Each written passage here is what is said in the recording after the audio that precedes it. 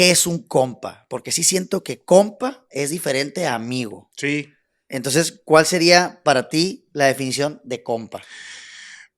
Es que para mí un compa ya es otro nivel, o sea, el nivel de confianza De que tienes acuerdo. con él es muy diferente. Tanto lo puedes ofender, te puedes meter, o sea, te puedes meter con su familia hipotéticamente, ya Ok. a nivel familiar, pues ya depende, ¿no? Ujú. Pero, por ejemplo, a un amigo no le confías tantas cosas, a un amigo le guardas uno que otro secretillo, pero a tu compa sí le puedes decir de que, güey, vale verga acá, no se me paró, o sea, cosas así. Claro.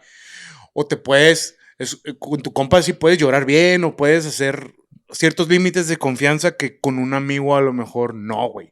Entonces es lo más cercano a un familiar, por no decir que mejor, a veces más que un familiar, ¿Lo, un lo compa meterías, lo compa. meterías, este término que se está haciendo popular últimamente, lo meterías en el mismo escalón de bromance?